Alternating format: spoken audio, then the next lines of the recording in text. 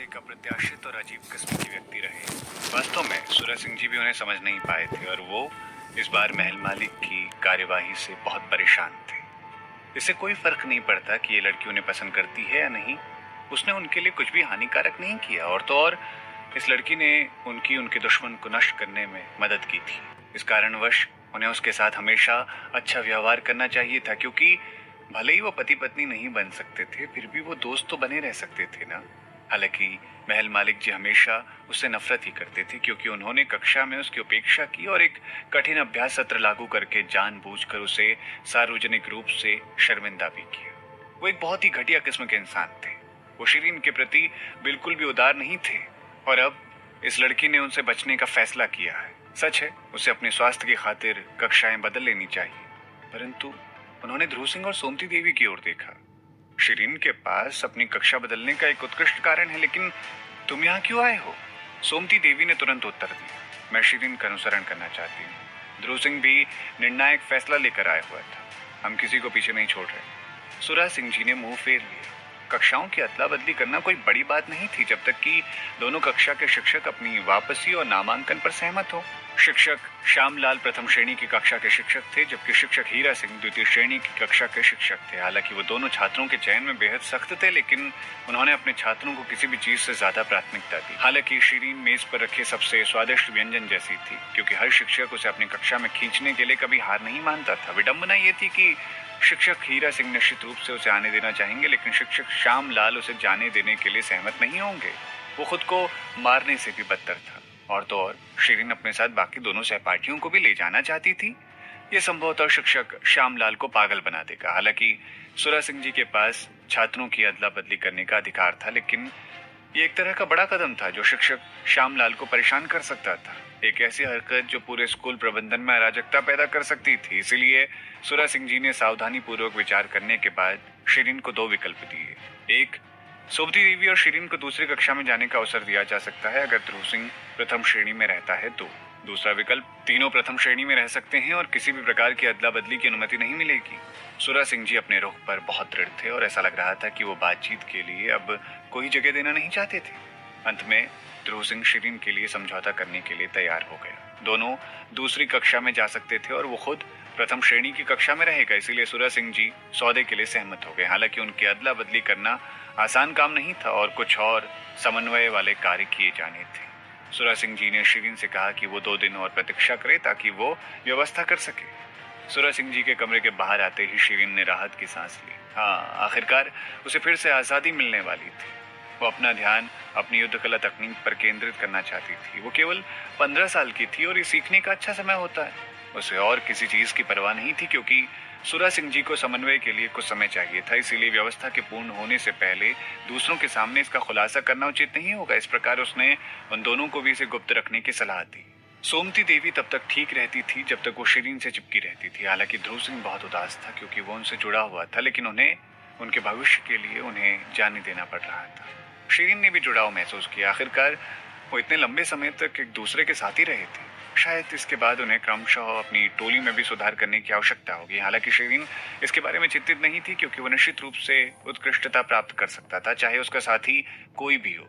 हालांकि सूरज सिंह जी बदलाव के लिए सहमत हो गए थे, फिर भी उन्हें पुरानी कक्षा में लाने की जरूरत थी जिसमें वो पहले थे, जब तक कि कार्य पूरा नहीं हो जाता। इसीलिए वो तीनों अभी भी कक्षा में गए, हमेशा की तरह। दूसरों ने कुछ भी अजीब नहीं देखा। हालांकि इस घटना के बाद से ध्रुव सिंह शिरीन के साथ अधिक बार बैठने लग पड़ा और उसकी आंखें भी कभी कभार भर आती थी। कलावती देवी ध्रुव सिंह के पड़ोस में बैठी थी। वो उसे देख रही थी। जब वो अपनी कुर्सी पर लौटा तो उसने पूछने का फैसला किया, तुम रो क्यों रहे हो? क्या तुम किसी के जाने के लिए रो रहे हो?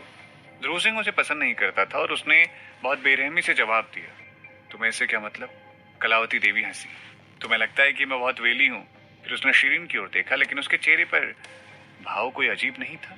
शिरीन कक्षा को सुन रही थी और उसने उनमें से किसी को भी परेशान नहीं किया। कलावती देवी ने सोमती देवी पर एक नजर डाली, क्योंकि वो एक संवेदनशील लड़की थी। हालांकि वो हमेशा शिरीन के साथ चिपकी रहती थी, लेकिन वो भी इस बात से दुखी थी कि वो जल्दी ही अलग होने जा रहे थे। हालांकि ध्रुव सिंह उसे हमेशा डांटता था, लेकिन उसने हमेशा उसकी रक्षा भी की। जब उसे धमकाया जाता था तो वो तुरंत उसकी रक्षा के लिए उसके सामने खड़ा हो जाता था। हालांकि वो जल्द ही अलग होने वाले थे। कलावती देवी ने ध्रुव सिंह को देखा और फिर सोमती देवी को फिर से देखा। उसे पता था कि उसके साथ कुछ तो गड़बड़ है।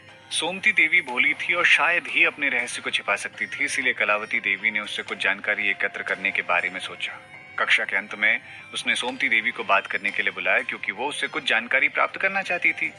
दुर्भाग्य से सोमती देवी ने इस बार कुछ भी खुलासा करने से इनकार कर दिया। हालांकि ऐसा लग रहा था कि उसे आसानी से मूर्ख बनाया जा सकता है, फिर भी उसने कुछ भी खुलासा नहीं किया। उसने बहुत सतर्कता से काम लिया, जैसे कि कलावती देवी मुर्गी चोरी करने की कोशिश कर रही एक लोमड़ी हो। कलावती देवी ने कुछ भी पूछना बंद कर दिया, लेकिन चुपके से उन तीनों को देखती रही। बाद में वो सीधा महल मालिक की हवेली में उनसे मिलने चली गई। उनकी हवेली के बाहर लोगों के लिए एक निषिद्ध स्थल था, इसीलिए कोई भी आसानी से उसमें प्रवेश नहीं कर सकता था। यहाँ तक कि सुरा सिंह जी को भी अंदर जाने से पहले महल मालिक से अनुमोदन प्राप्त करने की आवश्यकता थी। हालांकि कलावती देवी को एक खास अधिकार मिला लग रहा था, क्योंकि उसे दरवाजे पर एक दस्तक के ठीक बाद आनंदी देवी द्वारा प्रवेश करने के लिए आमंत्रित होते हुए देखा जा सकता था। संयोग से ध्रुव सिंह ने उस दृश्य को देख लिया जब वो वहां से गुजर रहा था। इस प्रकार उसने अपना गुस्सा दूर करने के लिए दोपहर के भोजन पर शिरीन को सब कुछ बता दिया। हालांकि शिरीन ने महल मालिक के साथ सभी संबंधों को खत्म करने का फैसला किया था, फिर भी जब उसने खबर सुनी तो वो बहुत उदास महसूस कर रही थी, क्योंकि तर्क संगतता और भावनाएं हमेशा विपरीत दिशा में आगे बढ़ती हैं। हालांकि उसने इस पर कोई प्रतिक्रिया नहीं दी। आखिरकार महल मालिक हाल ही में कलावती देवी के बहुत करीब आ गए थे, इसलिए कोई आश्चर्य की बात नहीं थी कि उसे उनका खास अतिथि बनने का सौभाग्य मिला। एक कठिन दिन और रात के खाने के बाद शिरीन फिर से चट्टान की तह पर पहुंच गई। हालांकि वो परसों दूसरी कक्षा में जाने वाली थी, फिर भी उसे वो दंड भुगतना पड़ेगा जिसकी वो हकदार थी। अप्रत्याशित रूप से महल मालिक उससे भी पहले वहां आ गए थे, क्योंकि जब वो वहां पहुंची तो वो चट्टान के तल पर कुछ भूनने के लिए आग लगा रहे थे। जब वो आई तो उन्होंने अपना हाथ हिलाया और कहा, यहाँ आओ। शिरीन को नहीं पता था कि उसके मन में किस तरह की योजनाएं चल रही हैं। हालांकि वो अभी भी उनके पास गई और कुछ बुरा होने से रोकने के लिए विनम्रता से उनका अभिवादन किया। महल मालिक ने कहीं से एक कुर्सी निकाली और कहा, बैठो। शिरीन बैठना नहीं चाहती थी। आकाश ऋषि व्यास साहू जी, मुझे 10 बार चट्टान पर चढ़ने की जरूरत थी। मेरे पास इसके लिए ज्यादा समय नहीं है और मैं आधी रात तक जागती रहना नहीं चाहती हूँ। महल मालिक जल्दी ही एक अच्छा प्रदर्शन करने वाले थे। चिंता मत करो, मैं तुम्हें आधी रात तक नहीं जागने दूंगा। महल मालिक ने बोलना जारी रखा, मेरे पास एक योजना है, पहले इस कुर्सी पर बैठो और इन्हें चखो। शिरीन ने अनुमान लगाया और पूछा, आकाश ऋषि व्यास साहू जी दंड को कम करने का सोच रहे हैं क्या? महल मालिक ने उसकी ओर देखा, ये कैसे संभव हो सकता है? मैं हमेशा वही करता हूँ जो मैं कहता हूँ, मैं फालतू बातचीत नहीं करता। शिरीन हैरान थी, फिर उन्होंने ये क्यों कहा कि वो उसे आधी रात तक जागने नहीं देंगे। वो मुस्कुराई, आपके भरोसे के लिए बहुत बहुत धन्यवाद, लेकिन मुझे वास्तव में पता नहीं है कि आप किस तरह की योजना की बात कर रहे हैं। खाना काफी स्वादिष्ट होना चाहिए था, लेकिन मैंने अपना रात का खाना पहले ही खा लिया है और मुझे भुना हुआ मीट खाने की कोई भूख नहीं है। मैं अभी पहले ही अपनी सजा पूरी करना चाहूंगी। वो मुड़ी और जाने को तैयार हो गई। शिरीन, क्या आप कक्षाएं बदलने जा रही हैं? मैं इसे आपकी विदाई के तोहफे के रूप में तैयार कर रहा हूँ। आप वास्तव में चखने की भी सहमत नहीं उठाएंगी? महल मालिक ने पीछे से पूछा। शिरीन एक सेकंड के लिए ख्यालों में खो गई। कैसे? आपको कैसे पता चला? उसने आधी बात बोली और फिर बात करना बंद कर दिया, क्योंकि उसे पता था कि खास तौर से उनकी क्षमताओं के आधार पर उनसे कुछ भी छिपाया नहीं जा सकता है, लेकिन उसे उम्मीद नहीं थी कि वो इसे इतनी जल्दी पता लगा लेंगे। इसे भूल जाओ तो भी क्या ही कर लेंगे, उसने कुछ भी गलत नहीं किया। इस प्रकार शिरीन घूमी और बैठ गई। धन्यवाद। फिर उसने भुने हुए मीट की एक झलक ली। मुझे इसके पर चाहिए। महल मालिक ने उत्तर दिया, चिंता ना करो, दोनों पर आपके ही हैं। उन्होंने उसे एक चुटकी नमक के साथ सावधानी से भुना और इस पर कुछ जड़ी बूटियों की एक परत भी लगाई। आग जल रही थी और लौ की चमक ने उन्हें और भी आकर्षक बना दिया था। उन्होंने आज मुखौटा नहीं पहना हुआ था और उनके चेहरे की विशेषताएं तारों की रोशनी में चित्र समान लग रही थी। उनकी एक झलक लेने के बाद शिरीन ने अपनी निगाहों को उन पर से हटा दिया। फिर उसने अपना ध्यान भुने हुए मीट पर केंद्रित किया और अचानक महसूस किया कि यह बहुत अलग लग रहा है। उसके सिर पर 2 शिखाएं थी। उसके पंख पंखे के आकार के थे और उसके पंजे एक औसत मुर्गे की तरह नहीं दिखते थे, बल्कि एक बेर के फूल के आकार के थे। क्योंकि सभी पंख हटा दिए गए थे, इसलिए शिरीन कल्पना नहीं कर पा रही थी कि जब वो जीवित था तो वो पक्षी कैसा दिखता होगा। जब उसने पहली बार एक झलक ली थी तो ये एक जंगली मुर्गे की तरह लग रहा था। हालांकि जब उसने इसे देखा तो वो ऐसा नहीं लग रहा था। महल मालिक निश्चय ही चुप रहे। शिरीन उनसे बात करने की पहल नहीं करना चाहेगी। मुर्गी के पंखों की प्रतीक्षा करने के लिए वहां बैठे हुए वो उन रणनीतियों के बारे में सोच रही थी जो वो बाद में उपयोग करने वाली थी। आप अपनी कक्षाएं क्यों बदलना चाहती हैं? महल मालिक ने अचानक पूछा। शिरीन ने लापरवाही से उत्तर दिया, मेरी आध्यात्मिक शक्ति कम है और मैं पाठ की कुछ चीजें नहीं समझ पा रही। उसने उन्हें वही बताया जो उसने वास्तव में सुरा सिंह जी से कहा था। आपने किस पाठ को नहीं समझा? महल मालिक और जानना चाहते थे। शिरीन को पता था कि महल मालिक के पास छात्र के समग्र परिणाम के मामले में शामिल होने का कोई अधिकार नहीं है और साथ ही कक्षा की अदला बदली के मामले में भी, क्योंकि एक कक्षा के अध्यापक के बजाय सिर्फ एक वो मेहमान अध्यापक थे। शिरीन उनसे ज्यादा बात नहीं करना चाहती थी। उसने मुस्कुराते हुए जवाब दिया, आपकी चिंता के लिए धन्यवाद महल मालिक जी, लेकिन ये मेरा निजी मामला है और मुझे इसके बारे में दूसरों से बात करने का मन नहीं है। महल मालिक ने बात करना बंद कर दिया और मीट को भुनना जारी रखा। उनके कौशल में काफी सुधार हुआ था, क्योंकि सुगंध तैयार होने से पहले ही चारों ओर फैल रही थी। वास्तव में शिरीन ने पहले ही रात का खाना खा लिया था और उसे भूख नहीं लगनी चाहिए थी। हालांकि उसका पेट आवाजें कर रहा था जब उसने खुशबू को सूंघा और सुनहरे मीट को देखना बंद नहीं किया। आखिरकार ये तैयार हो गया था। महल मालिक ने उसके लिए एक पंख फाड़ दिया। ये रहा तुम्हारा पंख। ये बहुत गर्म होना चाहिए था क्योंकि अभी ताजा ताजा बुना गया था। हालांकि जब पंख उसकी उंगलियों को छूने लगे तब तापमान खाने के लिए बिल्कुल अच्छा था। शिरीन ने पंख को पकड़ रखा था, लेकिन उसने उसे अपने मुंह में नहीं डाला क्योंकि उसे यकीन था कि वो जंगली मुर्गी का पंख नहीं है। ये किस तरह का पक्षी है? इसके पंख भी इतने सुंदर थे। महल मालिक ने उसे एक चांदी की सुई दी। ये लो, इसे मीट पर दबाव डालो। शिरीन को कुछ भी समझ नहीं आया, लेकिन उसने सुई को पंख में डाल दिया। उसने सुई निकाली, लेकिन उस पर उसे कुछ नहीं दिखा। देखा, इसमें कोई जहर नहीं है ना? महल मालिक ने मुस्कुराते हुए उसकी ओर देखा। अब तुम इसे खा सकती हो। शिरीन नाराज थी। आप बहुत ज्यादा सोच रहे हैं। मुझे आप पर शक नहीं था कि यह जहरीला है। उसका उस पंख को अपने मुंह में नहीं डालने का कारण था कि पंख वास्तव में अजीब लग रहा था और उसे लगा कि यह एक उत्परिवर्तित पक्षी है। महल मालिक ने मुस्कुराते हुए कहा, वास्तव में आप इस बारे में चिंतित नहीं थी कि जहरीला है या नहीं, लेकिन आप सोच रही होंगी कि मैं आपको फिर से परेशानी में डालने की क्या योजना बना रहा हूं, है ना? शिरीन चुप रही। वो वास्तव में दिमाग पढ़ सकते थे क्या? महल मालिक ने उसकी बड़ी गोल आंखों को देखा और कहा, क्या मैं सही हूं? झूठ मत बोलना, मुझे ईमानदारी से बताओ। शिरीन ने उत्तर दिया, आप आंशिक रूप से सही हैं। वास्तव में मैं सोच रही थी कि आपके दिमाग में क्या चल रहा है। हालांकि आपने मुझे परेशानी में डालने का जिक्र किया है, इसका मुझसे कोई लेना देना नहीं है।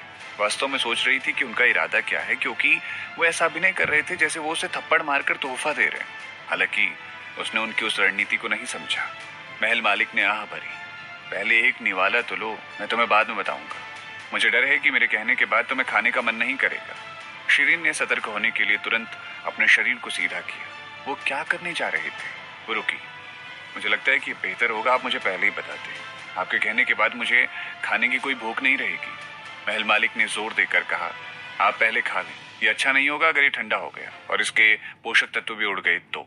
ये सिर्फ भुना हुआ मीट था।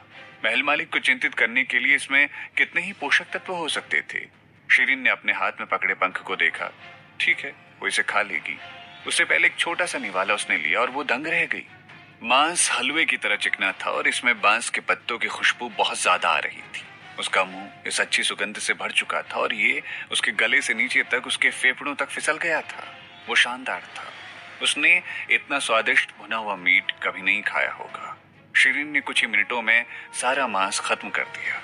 एक को पूरा खाने के ठीक बाद एक और उसे परोस दिया गया। आपको दोनों खाने चाहिए। आप एक पंख के साथ उड़ने में सक्षम नहीं होंगी। शिरीन ने महल मालिक से सुनने की अपेक्षा नहीं की थी, लेकिन ये एक अच्छा संकेत था। वास्तव में उसने एक और खाने की योजना नहीं बनाई थी, हालांकि क्योंकि बहुत स्वादिष्ट था और वो ये देने को तैयार थे, फिर वो और किसका इंतजार कर रही थी। इस प्रकार उसने धन्यवाद कहने के बाद अपने मुंह में एक और पंख भर लिया। आधे में जब वो चबा रही थी, महल मालिक ने उसे एक हल्की हरी शराब की बोतल दी। ये मांस अकेले खाने के लिए बहुत तैली है, ये लो, इसे पी लो। इस बार उसने उनकी दी हुई चीज को नहीं लिया और अपने भंडारण बस्ते से अपनी शराब की बोतल निकाली। मेरे पास अपनी शराब है। जब वो उसे पीने वाली थी तो उन्होंने उसकी कलाई पकड़ ली। नहीं, आप ऐसा नहीं कर सकती। जब आप नीलराज पक्षी खाती हैं तो आपको झरने के पानी से बनी शराब पीनी चाहिए। इससे इसके पोषक तत्वों को अधिकतम मदद करने में आपकी मदद मिलेगी। शिरीन ने अपनी शराब की बोतल लगभग गिरा ही दी थी और वो अपनी कलाई को उनकी हथेली से छुड़ाना ही भूल गई। नीलराज पक्षी? उसने अचानक से उस अजीब मीट की तरफ देखा जिसमें अभी भी पंख नहीं लगे हुए थे। ये नीलराज पक्षी है। हे भगवान, क्या वो उसके साथ मजाक कर रहे थे? ये नीलराज पक्षी इस महाद्वीप का एक राजसी पक्षी था। ये पौराणिक कथाओं वाले चील के बराबर था। नीलराज पक्षी 1000 मील दूर सिर्फ कुछ घंटों में ही उड़ सकता है और ये मुफा जितना ही दुर्लभ था। किंवदंती के अनुसार नीलराज पक्षी भाग्य पक्षियों में से एक था। ये सूरज की किरण की तरह था जिसे हमेशा से नागरिकों द्वारा पूजा गया था और इतिहास की कई पुस्तकों में दर्ज किया गया था। नीलराज पक्षी का आगमन एक संकेत था कि सम्राट की प्रार्थनाएं देवताओं द्वारा सुन ली गई हैं। ये इतना शक्तिशाली राजसी पक्षी था, लेकिन इसे महल मालिक जी द्वारा भून दिया गया था जैसे ये एक जंगली मुर्गी हो। इसे भून कर खा लिया गया था। क्या वो बिजली से नहीं डरते थे? उन्हें इसका अंजाम नहीं मालूम था? शिरीन ने महसूस किया कि महल मालिक वास्तव में एक बहुत ही खर्चीले किस्म के व्यक्ति थे। महल मालिक ने शिरीन के छोटे से मुंह को देखा जो थोड़ा खुला हुआ था। उन्होंने आह भरी। मैंने तुम्हारे लिए इस पक्षी को भून के अपने ऊपर बिजली गिरवाने जितना बड़ा जोखिम लिया है। इसे पूरा खाओ, मेरे प्रयास को बर्बाद मत करो।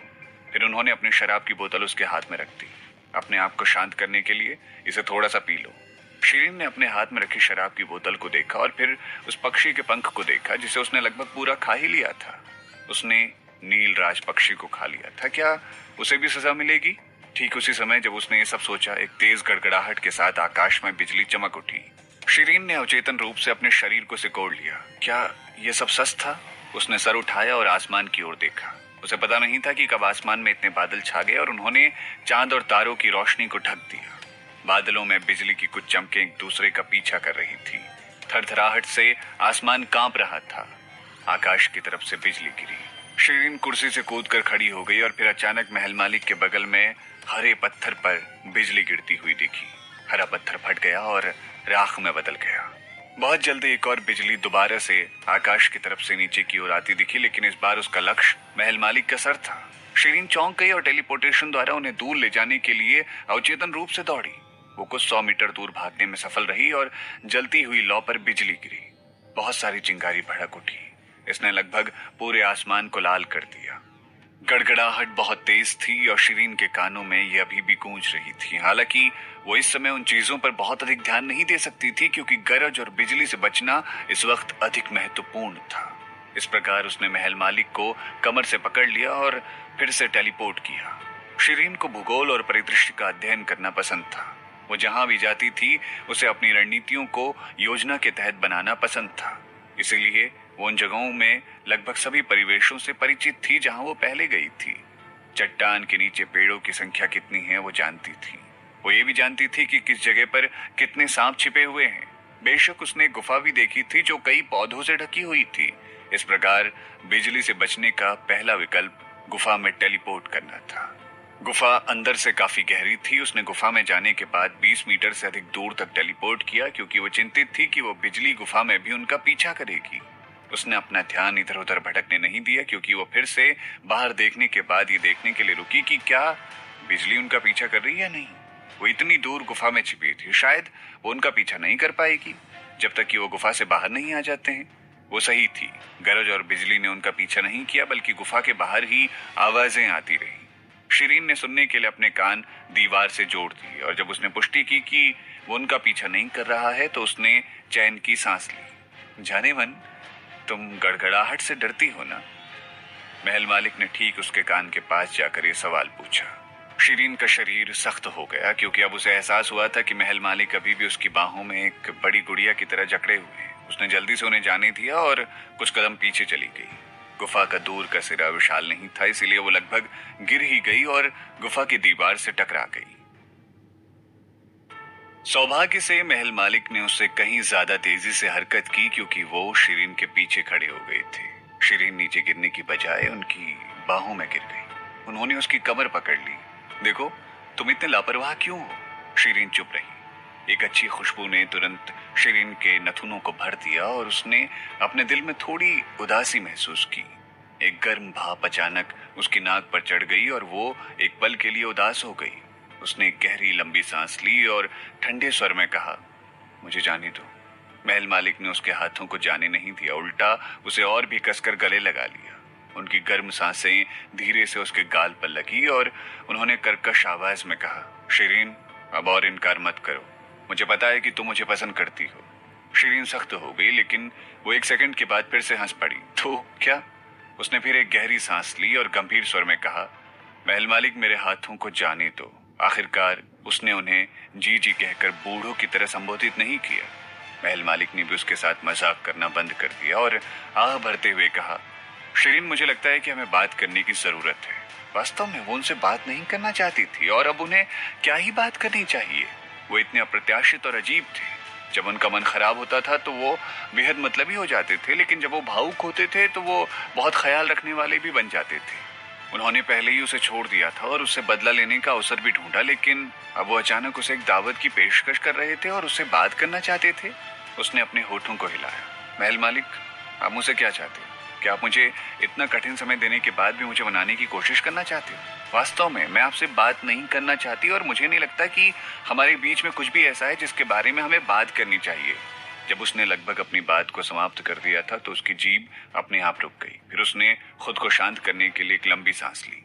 आप सही कह रहे हैं। शायद मैं वास्तव में आपको पसंद करती हूँ, लेकिन इसमें क्या ही बड़ी बात है। मैं रिश्तों के मामले में हमेशा से एक निर्णायक व्यक्ति रही हूँ और जब तक मेरे पास पर्याप्त समय है तो मैं जो चाहे वो कर सकती हूँ और मैं किसी भी व्यक्ति से कितना भी प्यार कर सकती हूँ। वास्तव में रिश्ते एक भ्रम की तरह होते हैं। मैं सिर्फ आपके प्रति अपनी भावनाओं को लेकर भ्रमित हूँ। हालांकि मेरा मानना है कि समय बीतने के साथ ये फीकी पड़ जाएंगी। मैं दुनिया की किसी भी चीज से नहीं जुड़ूंगी। उसने मुड़कर उनके हाथों को दूर धकेल दिया जो उसकी कमर के चारों ओर थे। नीला राजपक्षी के मांस के लिए धन्यवाद। यह वास्तव में स्वादिष्ट था। हालांकि मुझे लगता है कि यह हमारे लिए अंत होना चाहिए। आप सर्वशक्तिमान शक्तिशाली महल मालिक हैं। आप जब भी चाहें अनगिनत महिलाएं आपके पास दौड़ी चली आ सकती हैं, इसलिए आपको मुझ पर अपना समय बर्बाद नहीं करना चाहिए। देखिए, मैं कितनी कठोर और असभ्य व्यक्ति हूँ। मैं एक जिद्दी लड़की हूँ और मैं आपका ध्यान आकर्षित करने का तरीका नहीं पसंद करती। तो क्या आप मुझे जाने दे सकते हैं? क्या मैं वास्तव में आपके साथ कोई और बातचीत या कुछ भी नहीं रखना चाहती हूँ? यह पहली बार था जब उसने उनसे इतनी स्पष्ट रूप से बात की थी। महल मालिक ने उसकी ओर देखा और कहा, और कुछ? शिरीन अचानक एक सेकंड के लिए रुकी और फिर धीरे से जवाब दिया, बस बस। उसने महसूस किया कि वो पहले ही उन्हें वो सब कुछ बता चुकी है जो वो कहना चाहती थी। महल मालिक ने आह भरी, आप पहले बैठ क्यों नहीं जाती और फिर मेरी बात सुन क्यों नहीं लेती? उन्होंने कहीं से 2 कुर्सियां निकाली और उसे बैठने के लिए आमंत्रित किया। शिरीन बैठ गई क्योंकि वो उनके लिए कुछ भी लापरवाह करने से नहीं डर रही थी। आप मुझसे किस बारे में बात करना चाहते हैं?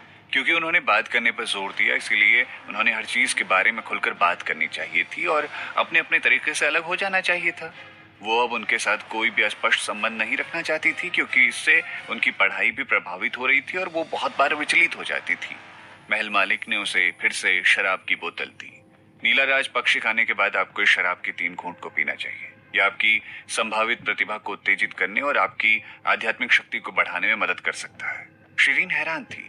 ठीक है, क्योंकि उसने नीला राज पक्षी खा लिया था, इसीलिए अगर वो इसे अस्वीकार करना जारी रखती है तो ये उसके लिए बहुत पाखंड सा होगा। वो बस इसे जल्दी से पी जाएगी। उसने उन्हें धन्यवाद कहा और फिर शराब की बोतल ले ली। जब वो शराब का घूंट लेने वाली थी, महल मालिक ने उसे रोका। इसे धीरे धीरे पियो। इसे बस अपने गले से नीचे उतारने का काम मत करो। उसने वही किया। जब वो शराब पीती थी तो वो हमेशा एक अच्छी मुद्रा बनाकर बैठती थी। शिरीन ने अपना सर नीचे किया और एक घूंट पी लिया और फिर उनके बात करने का इंतजार करने लगी। महल मालिक ने अपनी कलाइयों को पलट दिया और भुना हुआ नीला राजपक्षी फिर से उनकी हथेलियों पर दिखाई दिया। 2 पंख काफी नहीं है, जांघों को भी खत्म करो। फिर उन्होंने उसके लिए दोनों भुने हुए मीट के टुकड़े काट दिए। शिरीन उनकी ओर से अधिक एहसान नहीं लेना चाहती थी। उसने अपना सर हिलाया।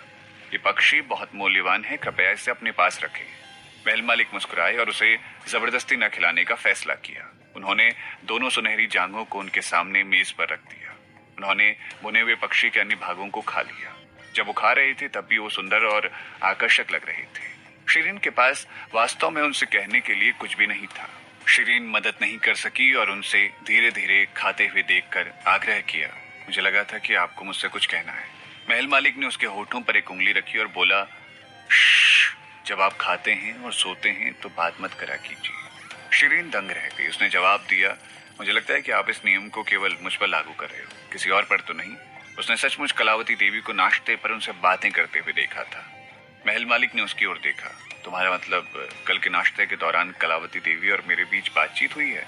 वो जगमगाती आंखों से मुस्कुराई। शिरीन, क्या तुम्हें जलन हो रही है? वाह, अब मुझे जलन क्यों होगी? उसने महसूस किया कि उन्होंने कलावती देवी के साथ अलग तरह से व्यवहार किया था। मुझे कोई जलन नहीं हो रही है, इसका मुझसे कोई लेना देना नहीं है। भले ही आपके पास कोई ऐसा व्यक्ति हो जिसे आप अलग तरह से व्यवहार करना चाहते हैं। महल मालिक ने मुस्कुराते हुए पूछा, क्या आप हमारे बीच की रेखा खींचने की क्रिया को धीमा कर सकती हैं? ये वास्तव में आपके दिमाग को खराब कर रही है। हालांकि मैं वास्तव में उसके साथ अलग व्यवहार करता हूँ। शिरीन उदास थी। देखो, आप उसके साथ अलग व्यवहार करते हो, महल मालिक ने आह भरी। शिरीन, वास्तव में उसने भी अपने भोजन के दौरान बात करने की आदत नहीं रखी है। वो मेरी जैसी ही है। शिरीन ने उनकी ओर देखते हुए कहा, तो आप मुझे बताना चाहते हैं कि वो कितनी खास है, या आप मुझे बताना चाहते हैं कि आप दोनों कितने अनुकूल हैं एक दूसरे के लिए? वास्तव में मुझे लगता है कि आपका उसकी तारीफ करना ही बेहतर है। मुझे बताने की बजाय उसके चेहरे पर उसकी तारीफ करें। उसने मेरी भूमिका के साथ समन्वय करने की कोशिश की। महल मालिक ने उसे बाधित करते हुए कहा। क्या? शिरीन समय पर जवाब नहीं दे सकी। महल मालिक ने आह भरी।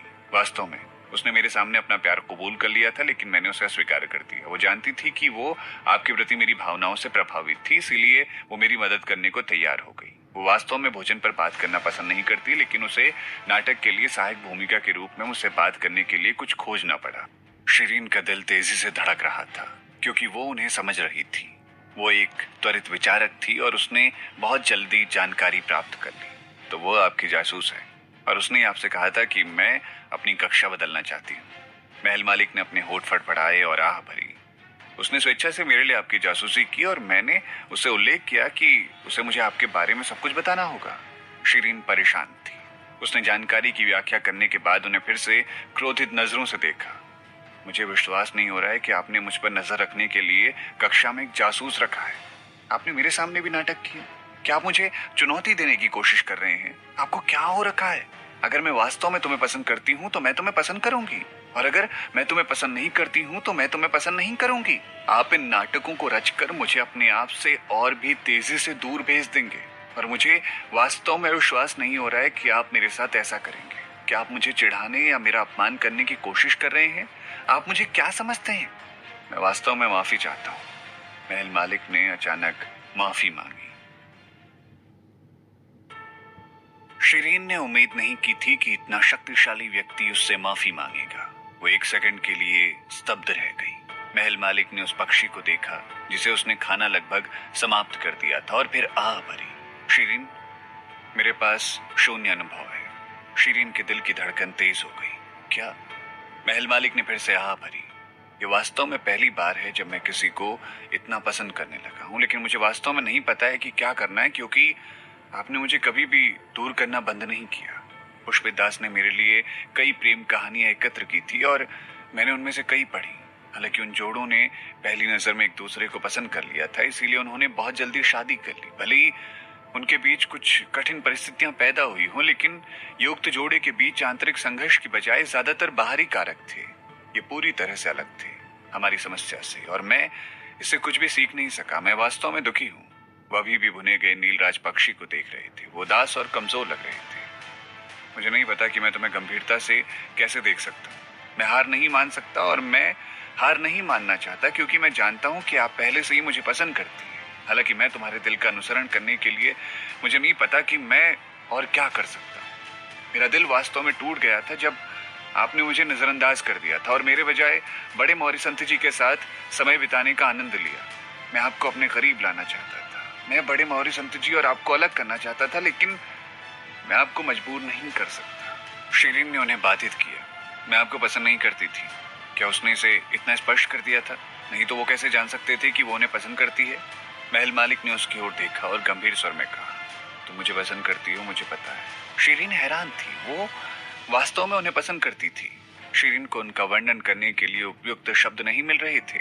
शिरीन इस पर उनसे बहस नहीं करना चाहती थी, क्योंकि उसे लगा कि उसका प्यार पाने का तरीका लुटेरों के तर्क पर आधारित था। वो उसे केवल तभी चिढ़ाते थे जब वो वास्तव में बड़े मौर्य संत जी के साथ होती थी। महल मालिक, क्या आपने कभी सोचा है कि मैं वास्तव में बड़े मौर्य संत जी को प्यार करूंगी? मैं शिरीन, तुम उनसे प्यार नहीं करती हो। मैंने तुमसे पहले भी कहा है, तुम उनसे प्यार नहीं करती हो, लेकिन तुम उनके प्रति जुनूनी हो। महल मालिक ने गंभीर स्वर में कहा। शिरीन हैरान थी, क्योंकि उसे लगा कि महल मालिक उसका फिर से दिमाग खराब करने की कोशिश कर रहे हैं। हालांकि उनके कुछ बार दिमाग खराब करने के बाद उसने महसूस किया कि उसके और बड़े मौर्य संत जी के बीच प्यार नहीं था, लेकिन ये एक जुनून भी नहीं था। वास्तव में वो तर्कसंगत रूप से एक अच्छे पति का चयन करती दिख रही थी, और बड़े मौर्य संत जी एक अच्छे व्यक्ति लग रहे थे। रुको, विषय बदल गया था। उसने जल्दी से पूछा, फिर आप मुझे मूर्ख बनाने के लिए इस मूर्खतापूर्ण विचार के साथ आए? महल मालिक ने आह भरी।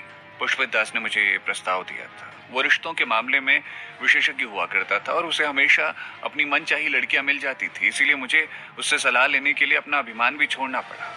उन्होंने उसे पुष्पित दास की कहानियों के बारे में बताया। ये सब कुछ पुष्पित दास की सलाह थी। शिरीन ने बात नहीं की, लेकिन वो वास्तव में पुष्पित दास के पूर्वजों को चुपचाप शाप दे रही थी। उसने महल मालिक को फिर से ठंडी निगाहों से देखा। उनकी बात सुनने के बाद मेरी उपेक्षा करना आपके लिए सामान्य बात थी। उसने एक गहरी सांस ली और बोलना जारी रखा। वास्तव में मैं पुष्पित दास वाली बात समझ सकती हूँ और आप कलावती देवी के साथ अभिनय करने वाली बात भी समझ सकती हूँ, लेकिन अगर आप वास्तव में मुझे पसंद करते हैं तो आपने मुझे सार्वजनिक रूप से शर्मिंदा क्यों किया? आप निश्चित रूप से जानते थे कि मेरी आध्यात्मिक शक्ति अभी भी कम है, बहुत कम है, और मैं उड़न जादू का व्यवहारिक पाठ पूरा नहीं कर पाऊंगी। महल मालिक, यदि आप वास्तव में किसी को पसंद करते हैं तो आप उसके सर्वश्रेष्ठ पाने की आशा करते हैं और आप अपने स्वयं की तुलना में उसकी उत्कृष्टता को देखकर बहुत खुश होते हैं। इसके बजाय आप ये सोचना जारी नहीं रखेंगे कि इसे सार्वजनिक रूप से कैसे शर्मिंदा किया जाए और उसे पूरी कक्षा का मजाक कैसे बनाया जाए। बात करते करते उसकी आंखें नम हो गई। हालांकि उस समय उसने काफी अच्छा नाटक किया था, लेकिन वो अपनी भावनाओं को छिपाने की पूरी कोशिश कर रही थी। उसने खुद को शांत करने की बहुत कोशिश की और जब वो घबराई हुई थी और शर्मिंदा महसूस कर रही थी तब भी उसने अपने आंसू रोक लिए थे, क्योंकि वो नहीं चाहती थी कि किसी को भी पता चले कि वो उदास और निराश है। वो उदास महसूस कर रही थी, लेकिन उसने अपनी भावनाओं को दबाने की कोशिश की। मुझे सच में खेद है। महल मालिक ने उसका हाथ पकड़ लिया। शिरीन ने तुरंत अपना हाथ पीछे खींच लिया और मुस्कुरा दी। वो शैतानी तरह से मुस्कुराना चाहती थी, लेकिन वो असफल रही। इसके बजाय उसकी आंखें अब और भी अश्रुपूर्ण हो गई थी। वो खामोश रही। दर्द कम करने के लिए माफी मांगना हमेशा सबसे अच्छा उपाय नहीं होता। महल मालिक ने आह भरी। शिरीन, ये वास्तव में मेरी उम्मीदों से परे था। मुझे लगा कि आप इसे कर सकेंगी। आपकी उम्मीदों से परे? शिरीन ने ऊंचे स्वर में कहा। झूठा! आप मेरी आध्यात्मिक शक्ति को कैसे नहीं जान सकते? आपको पता है कि केवल 6.5 स्तर की आध्यात्मिक शक्ति या उससे ऊपर वाले लोग ही उड़ने वाली हवा के जादू का अभ्यास कर सकते हैं। बिल्कुल नहीं। सामान्य आध्यात्मिक शक्ति वाले छात्रों को आध्यात्मिक शक्ति का कम से कम 6.5 स्तर प्राप्त करने की आवश्यकता है, लेकिन आपके लिए नहीं। आप पवन आध्यात्मिक शक्ति के अभ्यासी हैं, इसीलिए आपको केवल 6 स्तर की आध्यात्मिक शक्ति की आवश्यकता है। इस शक्ति का अभ्यास करने के लिए शिरीन के पास बोलने के लिए शब्द नहीं थे। फिर उस दिन उड़ान भरने में सक्षम क्यों नहीं हुई थी? शिरीन, आप इसे करने में सक्षम तभी होंगी यदि आप अभ्यास से पहले देर रात तक जागती ना रहें, और यदि आपके लिए एक मनोवैज्ञानिक प्रतिबंध नहीं बनाया गया होता ये सोचकर कि वहां उड़ान भरने के लिए 6.5 स्तर की आध्यात्मिक शक्ति की आवश्यकता है, तो आप मेरे अवलोकन और गणना के आधार पर वहां पहुंचने वाली दूसरी अंतिम छात्रा होती। हालांकि ये वास्तव में मेरी अपेक्षाओं से परे था कि आप पूरा दिन न सोने के कारण शारीरिक रूप से कमजोर हो चुकी थी। तथ्य यह है कि आप अवधारणा में महारत हासिल नहीं कर सकती, क्योंकि आपने मेरे पाठ को छोड़ दिया था जिसमें पाठ की सभी महत्वपूर्ण बातें शामिल थी। ये निश्चित रूप से वो परिणाम नहीं था जो मैं चाहता था। महल मालिक ने बोलना जारी रखा। मैं केवल इतना जानता था कि आप विजेता नहीं होंगी और आप उड़ने वाली दूसरी अंतिम व्यक्ति होंगी, लेकिन मुझे वास्तव में उम्मीद नहीं थी कि आप इसे बिल्कुल भी नहीं कर पाएंगी। ये वास्तव में उम्मीदों से परे था। शिरीन नाराज थी क्योंकि उसे लग रहा था कि उसने अक्सर उनकी उम्मीदों से परे कुछ किया है। हालांकि ये इस बार उसकी अपेक्षा से थोड़ा अधिक मूर्खतापूर्ण था। सौभाग्य से महल मालिक के स्पष्टीकरण को सुनने के बाद उसने थोड़ा बेहतर महसूस किया, इसीलिए उसके अवसाद में कमी आई। उसने मुंह फेरा और पूछा, चलो, जो आपने मुझे बताया वो सच है। अगर मैं वहां उठने वाली दूसरी आखिरी थी तो ये आपके लिए कैसे फायदेमंद है? महल मालिक ने उसकी एक झलक ली। ये मेरी कक्षा छोड़ने की कीमत है। वैसे भी मुझे आपको एक सबक सिखाने की जरूरत थी ताकि आपको मेरी कक्षा छोड़ने की आदत ना हो। शिरीन हैरान थी। वो एक अजीबो गरीब व्यक्ति हैं।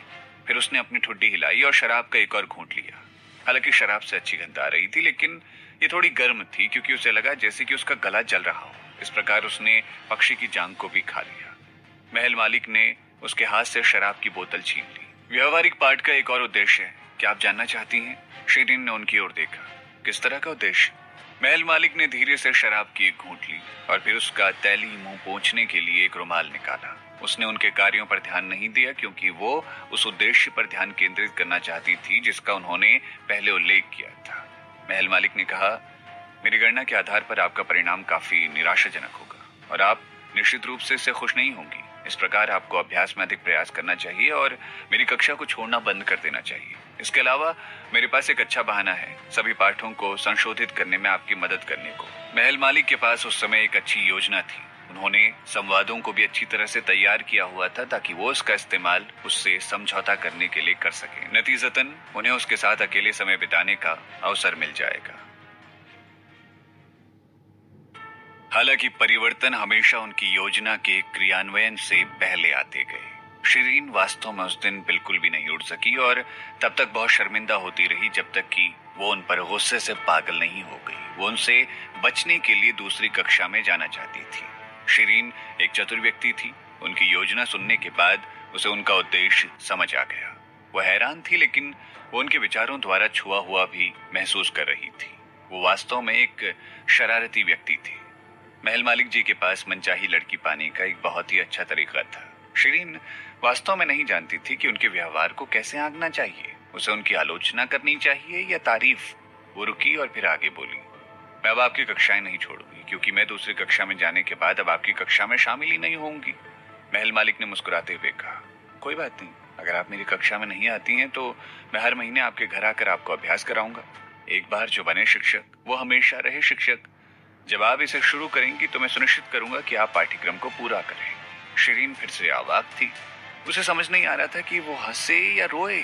उसने फिर अपना सर उठाया और कहा, क्या होगा अगर मैं पालन करने से इनकार कर दूं? ये मेरे लिए जरूरी नहीं है, ये आपके लिए उपयुक्त है। महल मालिक ने उसे बाधित किया, आप पवन आध्यात्मिक शक्ति के अभ्यासी हैं। एक बार जब आप उड़न जादू में महारत हासिल कर लेंगी तो आपकी पवन आधारित युद्ध कला तकनीक और आध्यात्मिक शक्ति बेहद शक्तिशाली हो जाएगी। आपकी गति भी दोगुनी हो जाएगी। शिरीन का दिल बहुत तेजी से धड़क रहा था और अचानक उसने कहा, तो ये कक्षा खासतौर से मेरे लिए बनाई गई थी? वो एक सेकंड के लिए रुकी। क्या उन्होंने उसे इतना अधिक महत्व दिया था? महल मालिक ने आह भरी। आखिरकार आपको समझ आ ही गया। ये पाठ खास तौर से आपके लिए बनाया गया है और अन्य छात्र भी आपके कारण इसका लाभ उठा पा रहे हैं। सामग्री को खास तौर से उसकी काया के अनुसार अनुकूलित किया गया था ताकि वो थोड़े समय में अपनी युद्ध कला तकनीक को बढ़ा सके। इस सब झंझट के पीछे का अपराधी बहुत मजबूत और शक्तिशाली व्यक्ति था। महल मालिक चाहते थे कि वो अपनी रक्षा करने में सक्षम हो। अगर वो उसके आसपास ना हो तो उसे दूसरों द्वारा धमकाया ना जाए। इस रहस्य उद्घाटन के बाद शिरीन को अपने दिल में एक गर्माहट सी महसूस हुई। वो पिछले दिनों की घटनाओं पर चुपचाप विचार कर रही थी और कहानियों को जोड़ने की कोशिश कर रही थी। अंत में उसने महसूस किया कि महल मालिक सच कह रही थी। शिरीन आमतौर पर काफी सहज स्वभाव की व्यक्ति थी और एक बार चीजें साफ हो जाने के बाद वो खट्टी भावनाओं को दूर कर देती थी। हालांकि वो इस बार भी गुस्से से पागल हो चुकी थी, क्योंकि वो इतने लंबे समय से पीड़ित हो रही थी। लेकिन मैंने बदलाव के लिए अनुरोध किया है और प्रधानाचार्य सूरज सिंह जी ने मुझे मदद करने का वादा किया है। इसलिए मुझे लगता है कि यदि आप अपनी संशोधन योजना पर जोर देंगे तो अन्य छात्र शिकायत करेंगे। महल मालिक ने पलकें चढ़ाते हुए कहा, इसका मुझसे क्या लेना देना है? महल मालिक ने कभी दूसरों की राय की परवाह नहीं की। हालांकि इसका मतलब ये नहीं था कि शिरीन गणनात्मक नहीं होगी। भले ही महल मालिक नहीं थे, इसीलिए वो रुके और बोलना जारी रखा, ठीक है, मैं अगली कक्षा के लिए एक अतिरिक्त पाठ जोड़ दूंगा। शिरीन हैरान थी। महल मालिक ने उसे एक दृढ़ निगाह से देखा। शिरीन, मेरी कक्षा को छोड़ना आपके ऊपर नहीं, मैं आपको पकड़ लूंगा, चाहे आप कहीं भी छिप जाएं। महल मालिक ने खास तौर से उसके लिए उड़न जादू पाठ्यक्रम तैयार किया था और वो इसे कैसे नहीं सीख सकती थी। पिछले कुछ हफ्तों में उनके प्रयास की कितनी बर्बादी हुई है। शिरीन चौंक गई, क्योंकि उसे पता था कि वो वही करेंगे जो उन्होंने कहा है। उसने अपना गला साफ किया और कहा, आपने मुझसे कहा था कि मैं बड़े मौर्य संत जी के प्रति आसक्त थी। मुझे लगता है कि आप भी मेरी तरफ जुनूनी हो। गुफा के बाहर मूसलाधार बारिश हो रही थी और वो दोनों गुफा के अंदर बैठकर बातें कर रहे थे। शिरीन ने बाहर झांका और निराश महसूस किया। प्रारंभ में रात के समय महर्षि विद्यालय में हमेशा बारिश होती रहती थी। हालांकि ऐसा लगने लगा था कि जब से महल मालिक अपने दूतों के साथ यहाँ आए हैं तब से आंधी कहीं गायब हो गई है। शिरीन तो लगभग आंधी वाले मौसम के बारे में भूल ही गई थी। जब उसने बाहर गरज और बिजली को देखा तो वो सोच रही थी कि क्या महर्षि विद्यालय का मौसम वापस सामान्य हो गया है या फिर आकाश उन्हें नील राज पक्षी को खाने के लिए दंडित करने वाला है। ये जरूर सजा वाली बात होनी चाहिए। जैसे ही उसने इसके बारे में सोचा, बिजली ने गुफा पर प्रहार किया और एक चिंगारी पैदा कर दी। शिरीन डर गई। भले ही वो अवचेतन रूप से जानती थी कि बिजली महल मालिक का पीछा कर रही है, इस प्रकार वो आगे बढ़ी और उन्हें अपनी टेलीपोर्टेशन शक्ति से कहीं दूर ले जाने लगी। महल मालिक ने उसे गले लगाया और उसे अपनी बाहों में सुरक्षित जकड़ लिया। इस बीच उन्होंने अपनी आस्तीन फड़फड़ाई और एक 7 रंगों वाली किरण बाहर निकली और एक गेंद में बिजली को बंद कर लिया गया और उसे गुफा से बाहर निकाल दिया गया। एक जोरदार धमाका सुना गया और एक चट्टान ढह गई। जोरदार विस्फोट ने उसे लगभग बहरा बना दिया और कंपकपी शक्तिशाली थी। ऐसा लग रहा था जैसे धरती फटने वाली हो। शिरीन बचपन से ही बिजली से डरती थी। खासकर तेज आवाज वाली बिजली। हालांकि जब वो हत्यारों के खेमे में शामिल हुई तो उसने अंततः इस डर को दूर कर लिया था। हालांकि अवचेतन रूप से वो अभी भी इससे डरती थी और वो बारिश के दिनों में बाहर जाने से बचती थी। इस बार वो वास्तव में डरी हुई थी और स्वाभाविक रूप से उनकी बाहों में सिकुड़ गई थी। बेशक ये स्पष्ट नहीं था और महल मालिक को भी पता था कि उसने उनके जादू पर ध्यान नहीं दिया, तभी उन्होंने जादू का इस्तेमाल किया। उन्होंने इसे और भी कसकर गले लगा लिया। डरो मत, मैं यहाँ हूँ। आंधी में उनकी आवाज असाधारण रूप से स्पष्ट थी, जो उसके दिल को शांत करने के लिए काफी थी। जब महल मालिक ने बिजली को संभालने की कोशिश की तब शिरीन अपना चेहरा महल मालिक के सीने में दबाकर बैठी हुई थी, इसीलिए उसे 7 रंग की किरण दिखाई नहीं दी। जब और गड़गड़ाहट सुनाई दी तो उसने अपनी बाहों को उनकी कमर के चारों ओर थोड़ा कस लिया। महल मालिक ने उसकी ओर देखा और मुस्कुराए। क्या तुम गड़गड़ाहट से डरती हो? शिरीन को एक सेकंड के लिए अजीब लगा और उसने तुरंत देखा कि वो उनकी कमर को गले लगा रही है। उसने तुरंत उनकी कमर को छोड़ दिया और अहंकार से उत्तर दिया, नहीं, मुझे डर नहीं लगता। उसके वाक्य समाप्त होने के ठीक बाद एक और तेज गड़गड़ाहट बाहर सुनी जा सकती थी। उसका शरीर पूरी तरह से अकड़ गया था क्योंकि उसने उनकी बाहों में नहीं जाने की पूरी कोशिश की। हालांकि महल मालिक ने अपनी एक बाह उसके ऊपर रख दी और उसने कहा, तुम डरती नहीं हो, लेकिन मुझे डर लगता है। तुम्हें मुझे कसकर गले लगाना होगा। उनकी जानी पहचानी खुशबू उसकी नाक के आसपास घूम रही थी और उनकी जानी पहचानी बाहें उसे गले लगा रही थी। वो उनके दिल की धड़कन को उनके सीने में भी महसूस कर सकती थी। उनकी नाड़ी औसत व्यक्ति की तुलना में धीमी थी। ये लगभग 50 धड़क प्रति मिनट था।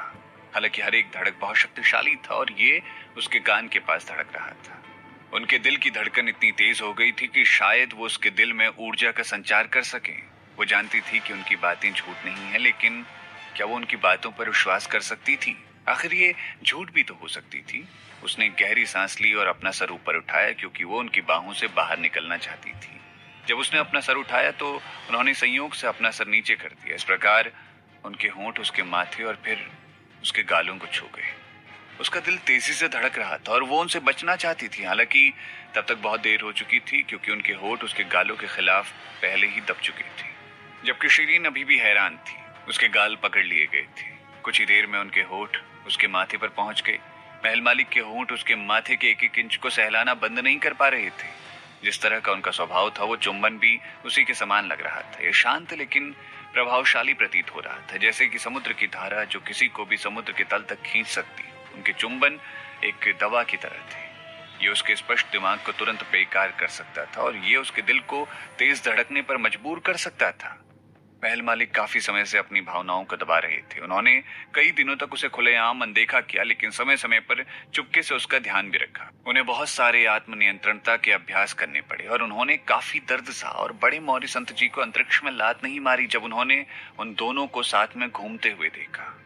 महल मालिक को हमेशा से खुद पर गर्व था, लेकिन वो बड़े मौर्य संत जी को नापसंद करते थे। हालांकि उन्होंने भगवान जी की पहचान का उपयोग करते हुए बड़े मौर्य संत जी को जबरदस्ती स्थानांतरित नहीं किया, क्योंकि वो शिरीन को पाने के लिए चालबाजी करने की बजाय उसके साथ निष्पक्ष रूप से प्रतिस्पर्धा करना चाहते थे। और अब उन्होंने आखिरकार अपनी प्रिय को अपनी बाहों में पा लिया था। वो हमेशा शिरीन को चूमना चाहते थे, लेकिन वो उनसे नफरत करती थी, इसीलिए उन्होंने अपने भावों को दबा लिया। दुर्भाग्य से उसने इस बार अपने चेहरे को उन्हें सौंप दिया। कहने की जरूरत ही नहीं है कि वो उसे ऐसे ही नहीं जाने दे सकते थे, और वो भी बिना पूरी भावना से चूमे बिना तो बिल्कुल भी नहीं। वो उनकी दवा थी जो उन्हें उसके चुंबन की आदी बना चुकी थी। वो काफी बार पहले भी उसे चूमना चाहते थे, लेकिन उन्हें मौका नहीं मिल सका। हालांकि ये चुंबन भी ज्यादा समय तक नहीं चल सका। शिरीन को समय पर होश आ गया। उसने अपना सर एक तरफ कर लिया और हांफते हांफते भागने में सफल रही।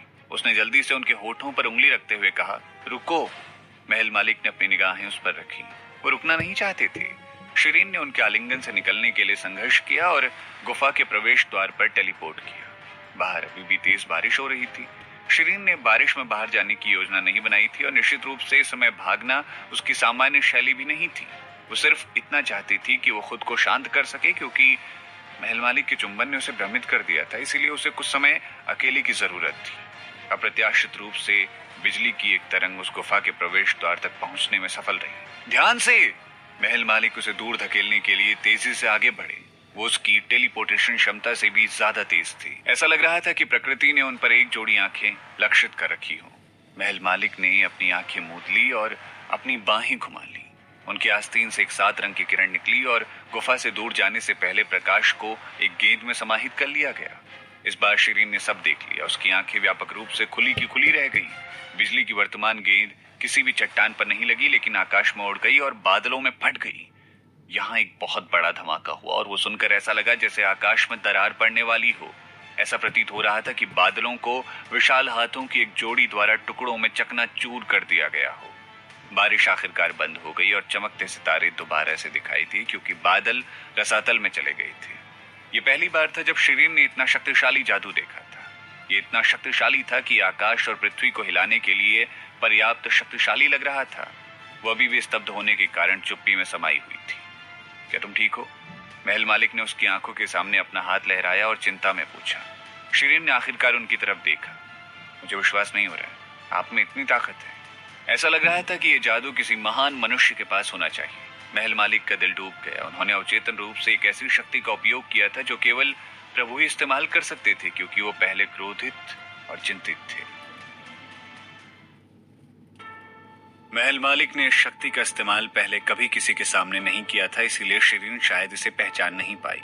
उनकी पहचान अभी भी बरकरार रहनी चाहिए। शिरीन ने गहरी सांस ली और उनके आलिंगन से बाहर निकलने के लिए फिर से संघर्ष किया। उसने गुफा से बाहर देखा और पूछा, बिजली मुझे ही निशाना क्यों बना रही है? महल मालिक ने अनुमान लगाया, शायद इसीलिए कि आपने नीलराज पक्षी को खाया है। शिरीन नाराज थी, लेकिन वो आप थे जिसने इसे भुना था। मेरे बजाय बिजली आप पर गिरनी चाहिए। महल मालिक ने आह भरी। बिजली शायद मुझसे डरती है। हालांकि मैं वो व्यक्ति हूँ जिसने पक्षी को भुना था, लेकिन आप वो व्यक्ति हैं जिसने इसका एक अनिवार्य हिस्सा खा लिया था। अगर स्वर्ग किसी को दंडित करना चाहे तो मैं हत्यारा हूँ और आप गौण अपराधी हैं। शिरीन ने अपना मुंह घुमाया। मैंने सिर्फ एक जोड़ी पंख खाए हैं और मैंने इसे जानबूझकर नहीं खाया। हालांकि उचित नहीं है। एक कहावत है कि अगर कोई अपराध के पीछे की सच्चाई नहीं जानता है तो उसे दोषी नहीं माना जा सकता है। तुमने एक जोड़ी जांग भी खा ली? महल मालिक ने उसे याद दिलाया। क्या मैंने? हड्डियों से भरी थाली पीछे रखी देख शिरीन तुरंत रुक गई। ऐसा लग रहा था कि उसने लापरवाही से जांगों को पकड़ा और खा लिया था जब वो महल मालिक को सुन रही थी। मुझे लगता है कि मुझे नीलराज पक्षी के पंखों और जांगों को खाने के लिए दंडित होने की जरूरत है। क्या शिरीन को अपने सबसे बड़े डर का सामना करने और भविष्य में बिजली गिरने के कारण मौत का सामना करना पड़ेगा? चिंता मत करो, ये आखिरी बार है और नहीं होगा। महल मालिक ने उसे दिलासा दिया। शिरीन ने उन्हें संदेह भरी निगाहों से देखा। आप ऐसा कैसे कह सकते हैं? आप इस मामले के परिणाम को बहुत अच्छी तरह से जानते हैं। आपको शायद शुरुआत से पता होगा हम पर बिजली गिर जाएगी, है ना? महल मालिक ने आह भरी। आप सही कह रही हैं। क्या आपको छुआ हुआ महसूस हो रहा है? मैंने आपकी जीभ को संतुष्ट करने के लिए पक्षी को पकड़ने का जोखिम उठाया। शिरीन एक सेकंड के लिए चुप रही और बोली, बस मेरी जीभ को संतुष्ट करने के लिए? महल मालिक ने सर हिलाया। क्या आपको नहीं लगता कि पक्षी का मांस अद्वितीय था? शिरीन ने अपना सर उठाया और उसकी ओर देखा। क्या आप मुझे ईमानदारी से बता सकते हैं कि आप कितनी बार इस वजह से बिजली की चपेट में आ चुके हैं? महल मालिक ने आह भरी, फिर जवाब दिया, वास्तव में ज्यादा बार नहीं, शायद 20 से कम। शिरीन एक सेकंड के लिए हैरान हो गई। वो सभी नीलराज पक्षी के कारण थे? क्या उन्हें इसके मांस की लत लग गई थी? महल मालिक ने गंभीर स्वर में उत्तर दिया, मैं केवल एक पक्षी के मांस से कैसे चिपक सकता हूँ? मैं सिर्फ विभिन्न राजसी प्राणियों के मांस का स्वाद लेना चाहता हूँ और आमतौर पर मैं एक ही चीज को 2 बार से ज्यादा नहीं खाता हूँ जब तक कि वो बेहद स्वादिष्ट ना हो। ये सुनकर शिरीन पूरी तरह से दंग रह गई। इसमें कोई आश्चर्य नहीं है कि गड़गड़ाहट और बिजली उनका पीछा कर रही थी। उनके कार्य वास्तव में अक्षम्य थे। तो हर बार ऐसा होने पर आप अपनी शक्तियों का उपयोग देवताओं को चुनौती देने के लिए करते हैं। जिस तरह से महल मालिक ने बिजली को वापस आकाश में भेजा वो बहुत तेज और शक्तिशाली था। उस नजारे को देखकर ही शिरीन को चक्कर आ गए थे। महल मालिक ने कहा, ज्यादातर समय मैं इसे अनदेखा करना बेहतर समझता हूँ। इस शक्ति का उपयोग करने से उनकी बहुत सी आध्यात्मिक शक्ति का उपभोग हुआ था। अगर बिजली शिरीन को निशाना नहीं बना रही होती तो वो कभी भी अपनी 7 रंग की किरण का उपयोग नहीं करते। आमतौर पर वो सिर्फ स्वर्ग के लिए एक उपकार के रूप में भागने की कोशिश करते थे। महल मालिक को परेशान नहीं किया जा सकता था यदि बिजली केवल उनकी ओर निर्देशित की गई होती, लेकिन ये इस बार नहीं कहा जा सकता था क्योंकि उस बिजली का निशाना शिरीन थी। वो बहुत नाजुक थी और उसकी रक्षा की जानी चाहिए। महल मालिक को जल्द ही पूरी तरह से ठीक होना था, लेकिन उनकी रक्षा के लिए उन्होंने अपनी शक्तियों का उपयोग किया जिससे वो थोड़े कमजोर महसूस कर रहे थे। शिरीन का दिमाग अभी भी महल मालिक की अजीब शक्तियों पर केंद्रित था। आपकी शक्ति 7 रंगों में प्रकट होती है। मुझे याद है कि प्रभु की शक्ति भी 7 रंगों में प्रकट होती है। महल मालिक चौंक गए और उन्होंने उसकी ओर देखा। शिरीन ने मुड़कर उनकी ओर देखा। क्या प्रभु ने आपको अपनी सारी शक्तियां सिखाई हैं? महल मालिक ने राहत की सांस ली। वास्तव में ये उनकी युद्ध कला थी और ये सीखना चुनौतीपूर्ण था। जब आपकी आध्यात्मिक शक्ति काफी अधिक हो जाएगी तो मैं आपको सिखाऊंगा, ठीक है? शिरीन की आंखें चमक रही थी। कौन सा स्तर काफी ऊंचा माना जा सकता है? महल मालिक ने आह भरी और मजाक में कहा, कम से कम 10 का स्तर। इसीलिए आपको और ज्यादा मेहनत करने की जरूरत है। थोड़ी देर बात करने के बाद शिरीन को अचानक लगा कि उसका पेट जल रहा है और उसका खून धीरे धीरे उबल रहा है। वो चौंक गई, लेकिन महल मालिक अच्छी तरह से तैयार लग रहे थे। उन्होंने उसका हाथ पकड़ लिया और उसे एक कुर्सी पर बैठने को कहा। ठीक है, अब नीलराज पक्षी से ऊर्जा को अवशोषित करने का समय आ गया है। मेरे निर्देशों का पालन करो। हालांकि शिरीन अभी भी उलझन में थी, लेकिन उसके पास सवाल पूछने का समय नहीं था। उसने अपना ध्यान केंद्रित किया और महल मालिक के निर्देशों का पालन किया।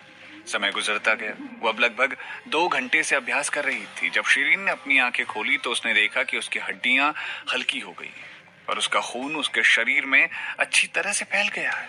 वो अपने शरीर में बह रही आध्यात्मिक शक्ति को महसूस कर सकती थी। उसने अपनी आध्यात्मिक शक्ति पर ध्यान केंद्रित करने के लिए अपनी आंखें बंद कर ली। अचानक उसने व्यापक रूप से अपनी आंखें खोली। मेरी आध्यात्मिक शक्ति अब 6.8 के स्तर पर है। महल मालिक ने देखने के लिए अपनी उंगलियों को उसकी कलाई पर रखा। वो मुस्कुराए। ये 6.9 का स्तर है। शिरीन बेहद खुश थी। उसकी आंखें चमक रही थी। ये नीलराज पक्षी का योगदान होना चाहिए। उसे विश्वास नहीं हो रहा था कि उस पक्षी का मांस इतना मददगार हो सकता है। पहले महल मालिक को दोष देने वाली शिरीन अब अपने आप ही दोषी महसूस कर रही थी। ऐसा लग रहा था वो उसके लिए हमेशा अच्छा ही चाहते। धन्यवाद। शिरीन ने उन्हें दिल से धन्यवाद दिया। महल मालिक ने गंभीर होने का नाटक किया। मैं मौखिक प्रशंसा स्वीकार नहीं करता, मुझे कुछ व्यावहारिक दे। शिरीन ने पलके चढ़ाते हुए कहा, आपको किस तरह का व्यावहारिक उपहार चाहिए? महल मालिक ने उत्तर दिया, मुझे एक चुंबन दे दो। उन्होंने सोचा शिरीन इसे अस्वीकार कर देगी। आश्चर्यजनक रूप से उल्टा ही हुआ। उसने कुछ नहीं कहा, लेकिन वो उनकी ओर दौड़ी चली आई और उनके माथे को चूम लिया। हालांकि इससे पहले वो इस पर प्रतिक्रिया देने में कामयाब होते, शिरीन ने गुफा से बाहर टेलीपोर्ट कर लिया। चुंबन बहुत ही सौम्य और तेज था, लेकिन ये महल मालिक के दिल की धड़कन तेज करने के लिए पर्याप्त था। इसका कारण ये था कि शिरीन ने पहली बार उन्हें चूमने की पहल की थी। यद्यपि ये एक गर्म चुंबन नहीं था, लेकिन वो उसके बारे में खुश थे। अचानक शिरीन गुफा से बाहर चिल्लाई। क्या महल मालिक तुरंत उसके पास पहुंच गए? क्या हुआ? शिरीन ने सामने की ओर इशारा करते हुए कहा, चट्टान गायब हो गई। माना जाता था कि छात्रों के अभ्यास के लिए चट्टान बनाई गई थी, लेकिन अब वो ढह गई थी। वास्तव में उसे चट्टान की ज्यादा परवाह नहीं थी, लेकिन उसे 10 बार चट्टान के ऊपर से नीचे जाकर अपनी सजा पूरी करनी थी। क्या इसका मतलब ये था कि उसे अब सजा नहीं पूरी करनी होगी? महल मालिक ने उसके दिमाग को पढ़ा। मैं अपने द्वारा निर्धारित दंड के लिए कभी कोई छूट नहीं दूंगा। चलो, चट्टान के चले जाने के बाद किसी अन्य स्थान पर चलते हैं। उन्होंने उसको कमर से उठाया और हवा में छलांग लगा दी। शिरीन ने महसूस किया कि उसके लिए जीना जारी रखना व्यर्थ था, क्योंकि उसने उस बड़ी चट्टान को देखा था जो पिछली चट्टान की ऊंचाई से 2 गुनी थी। अरे ये बहुत बड़ी है। वो पूर्व चट्टान तक भी नहीं उड़ सकती थी, इसीलिए उसके ऊपर तक आने की उम्मीद कैसे हो सकती थी? महल मालिक ने उसके कंधे पर थपथपाया। जाने मन, तुम ये कर सकती हो। मैं वहां तुम्हारा इंतजार करूंगा। वो सीधे ऊपर की ओर उड़ गए। शिरीन अचानक प्रेरित सा महसूस करने लगी। शायद वो वास्तव में ऐसा कर सकती थी, क्योंकि उसकी आध्यात्मिक शक्ति लगभग एक स्तर तक उन्नत हो चुकी थी। वास्तव में महल मालिक के पास एक जोड़ी तेज आंखें थी, क्योंकि उन्होंने जो चट्टान चुनी थी उसमें उतनी ऊंचाई थी जिसके लिए शिरीन को अपना सर्वश्रेष्ठ देना होगा। वो ऊपर तभी उड़ सकती थी जब वो अपना सर्वश्रेष्ठ प्रयास करेगी। शिरीन ने महल मालिक के निर्देशों का पालन किया और वो विशाल छलांग लगाने के लिए अपनी आध्यात्मिक शक्ति को पूरी तरह से एकत्र कर चुकी थी। वास्तव में वो ये छलांग लगाने में कामयाब रही। वो चट्टान की चोटी तक उड़ पाई। पहली बार जब उसने अपनी क्षमताओं के साथ शिखर तक उड़ान भरी तो उसने बहुत तरोताजा महसूस किया। उसे बहुत अच्छा लगा, क्योंकि उसके फेफड़े ताजी हवा से भर रखे थे। क्या तुम खुश हो? महल मालिक ने उसके माथे पर पसीना पोंछा। बहुत बढ़िया। उन्होंने सोचा कि वो कम से कम कुछ बार तो गिरेगी, लेकिन आश्चर्यजनक रूप से उसने 2 असफलताओं के बाद इसे कर लिया। बेशक शिरीन अपने अंदर भरी हुई सारी खुशियों के कारण लगभग एक घेरे में दौड़ना चाहती थी।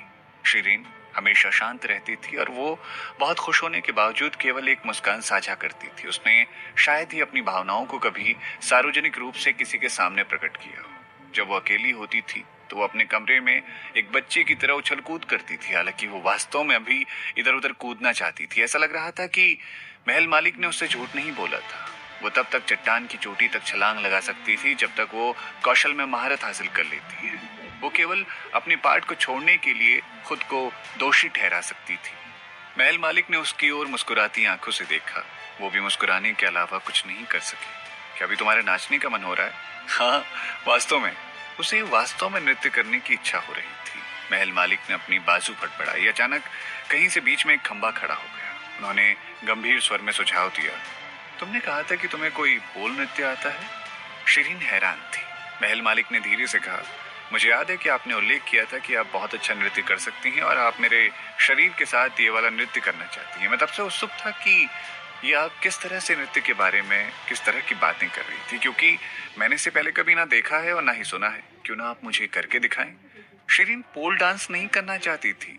वो चिंतित थी कि नृत्य समाप्त होने के बाद महल मालिक उसे चूमने से खुद को रोक नहीं पाएंगे। उसने खांसते हुए कहा, नृत्य करने का ये सही समय नहीं है क्योंकि आगे बहुत देर हो चुकी है और यहाँ काफी ठंड है। इसके अलावा मुझे अपनी सजा पूरी करने के लिए शीर्ष 9 बार और आना है। इसीलिए बेहतर होगा कि मैं अपनी ऊर्जा उड़ान के लिए आरक्षित कर लूं।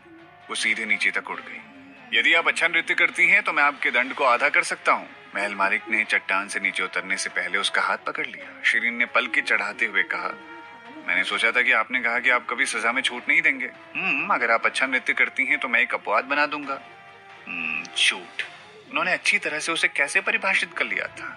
ये उसके प्रयास की बर्बादी होगी यदि वो कहता है कि नृत्य करने के बाद ये काफी अच्छा नहीं था। मुझे नृत्य के लिए एक खास पोशाक और कुछ पॉप गीतों की जरूरत है। शिरीन ने उन्हें बहानों की एक श्रृंखला देना शुरू कर दिया। महल मालिक उसकी बात सुनकर और भी उत्सुक हो गए। आपको किस तरह की वेशभूषा की आवश्यकता है? वो तो मेरे पास पड़ी हो सकती है। जहां तक रही पॉप गीतों की बात, वो तो मैं ऐसे ही अपने वाद्य यंत्रों के साथ स्वयं बजा सकता हूँ। शिरीन ने उन्हें पोशाकों के बारे में समझाया। उसे एक बिना आस्तीन वाला टॉप और घुटनों तक पहुंचने वाली पैंट की जरूरत थी। अगर घुटनों तक पहुंचने वाली स्कर्ट मिल जाए तो और भी अच्छा हो जाएगा। महल मालिक ने उसकी बात सुनी और फिर थोड़ी देर के लिए उसकी ओर देखते रहे। क्या आपको यकीन है ये पोशाकों के नाम हैं? शिरीन को राहत मिली क्योंकि वो जानती थी कि उनके पास इन पोशाकों के बारे में कोई जानकारी नहीं है। इस प्रकार उसने उन्हें मूर्ख बनाने की कोशिश की। केवल इन्हीं पोशाकों के साथ ही नृत्य वास्तव में अच्छा लगेगा, अन्यथा नृत्य करना व्यर्थ है। लेकिन क्योंकि हमारे पास अब वो वेशभूषा तो है नहीं, इसीलिए हमें इसे स्थगित कर देना चाहिए। इससे पहले कि वो बात करना समाप्त कर पाती, महल मालिक ने अपने भंडारण बस्ते से कपड़ों का एक झोला निकाला। ये एक बहुत ही लोचदार पदार्थ था और ये चांदनी रात में नीचे चमक रहा था। उन्होंने उसकी ओर देखा। मैं इसे कैसे काटूं? उन्होंने उसे एक ब्रश और एक कागज दिया। यहाँ पोशाक को चित्रित करें और बाकी मैं देखभाल कर लूंगा। शिरीन परेशान थी। उसे ऐसा लगा जैसे उसने अपने पैर पर एक विशाल चट्टान गिरा दी हो। शिरीन ने एक गहरी सांस ली और एक मुस्कान के साथ उनके साथ चर्चा की। मुझे लगता है कि ये मेरे लिए बेहतर होगा कि हम नृत्य ना करें। पोशाक तैयार होने के बावजूद हमारे पास कोई ऊंची एड़ी वाली चप्पल नहीं होगी। जब मैं वो बना लूंगी तो मैं आपके लिए तब नृत्य कर दूंगी। ऊंची एड़ी के जूते इस नृत्य के लिए बहुत आवश्यक होते हैं। मैं आपके लिए अन्य नृत्य भी कर सकती हूँ। शिरीन ने जितना अधिक दूर भागने की कोशिश की, महल मालिक का मोह उतना बढ़ता गया। हालांकि वो उसके द्वारा उपयोग किए जाने वाले कुछ शब्दों को नहीं समझ पाए थे, वो इन शब्दों के बारे में जानने को तैयार थी। आप मेरे लिए ऊंची एड़ी के जूते भी चित्रित क्यों नहीं कर देती? बाकी मैं देख लूंगा कि मैं क्या कर सकता हूँ। शिरीन ने नहीं सोचा था कि वो उचित सामग्री के बिना ऊंची एड़ी के जूते बना सकता है। इस प्रकार उसने कागज पर ऊंची एड़ी के जूते और वेशभूषा की एक जोड़ी बनाई और उन्हें माप और आकार भी बता दिए। महल मालिक ने उसके चित्रों को देखा और आह भरी। वास्तव में ये आसान नहीं होगा। शिरीन ने राहत महसूस की। आप सही हो, तो चलो इसे भूल जाते हैं। हालांकि महल मालिक ने अचानक कहा, लेकिन ये मेरे लिए कोई समस्या नहीं होनी चाहिए। इसीलिए शिरीन ने महल मालिक जी के द्वारा एक और चमत्कार देखा। उन्होंने अपना हाथ बढ़ाया और अपनी हथेली खोली। उनकी हथेली चमक रही थी मानो वो कुछ तत्वों को आकर्षित कर रहे हों। आखिर में उनकी हथेली पर एक जोड़ी ऊंची एड़ी के जूते दिखाई दिए। शिरीन आश्चर्यचकित रह गई। वो जानती थी कि जब व्यक्ति की आध्यात्मिक शक्ति काफी अधिक होती है तो वो वस्तुओं को बनाने में हवा में से तत्वों को आकर्षित कर सकता है। अधिकांश समय तत्व धातु, लकड़ी, जल, अग्नि और पृथ्वी होंगे और आमतौर पर वो युद्ध कला तकनीक से संबंधित हथियार बना सकते हैं। महल मालिक किस तरह हवा से रबर के कणों को आकर्षित करने में कामयाब रहे ताकि वो उसके लिए लंबी एड़ी वाले जूते बना सके। लेकिन ऐसा करने के लिए उन्होंने काफी ऊर्जा भी खर्च की थी। ऐसा लग रहा था कि उन्हें पोल डांस का शौक था। महल मालिक ने पहले बताए गए मापों के आधार पर सब कुछ तैयार कर लिया था। उन्होंने पोशाकें और ऊंची एड़ी के जूते उसकी ओर धकेले। ये लो, इन्हें पहनो और मुझे नृत्य करके दिखाओ। शिरीन को ऐसा लगा जैसे उसने अपनी कब्र खोद ली हो। वो अभी भी बचने का एक रास्ता खोजना चाहती थी, लेकिन हमारे पास कोई पॉप गीत नहीं है। आपके वाद्य यंत्र का उपयोग केवल शास्त्रीय गीतों के लिए किया जा सकता है। हमें विस्फोटक पॉप गीतों की आवश्यकता है। महल मालिक ने उसे बाधित किया। क्यों ना आप सिर्फ वो गाना गाएं जिस पर आप नृत्य करना चाहते हैं और मैं वाद्य यंत्र चुन लूंगा। शिरीन ने कुछ देर सोचा और एक गाना चुना जो पोल डांस के लिए बिल्कुल उपयुक्त था। उसने एक गाना गाया। वो वास्तविक गायिका की कर्कश आवाज की नकल कर सकती थी जो कि वास्तव में मोहक थी। महल मालिक ने उसकी बात सुनी और जब उसने गाना समाप्त किया तो मुस्कुराए। ये मुश्किल नहीं है। फिर उन्होंने एक ड्रम और एक सितार निकाला। ये काफी होंगे? शिरीन ने चौंक कर उन्हें देखा। क्या ऐसा कुछ है जो आप नहीं बना सकते? उनका भंडारण स्थान वास्तव में अद्भुत था। ये छोटे से गोदाम जितना अच्छा था। ऐसा कुछ भी नहीं था जो वो नहीं बना सकते थे। महल मालिक ने लगभग तुरंत उत्तर दिया, आप। शिरीन हैरान थी। वो मदद नहीं कर सकी लेकिन मुस्कुराई। ये भी आपके लिए आसान होना चाहिए क्योंकि आप इतने शक्तिशाली हैं। आप मुझे क्लोन कर सकते हैं, विषैले मंत्रों के स्वामी की तरह। वो किसी को भी क्लोन कर सकते हैं और उनके पास भी वही जन्म चिन्ह होगा। महल मालिक ने मुंह फेर लिया और उसकी ओर देखा। आत्मा के बारे में क्या? शिरीन रुक गई और अपना सर हिलाया। बेशक वो अलग होगी। वो जानती थी कि वो तानिया से अलग है।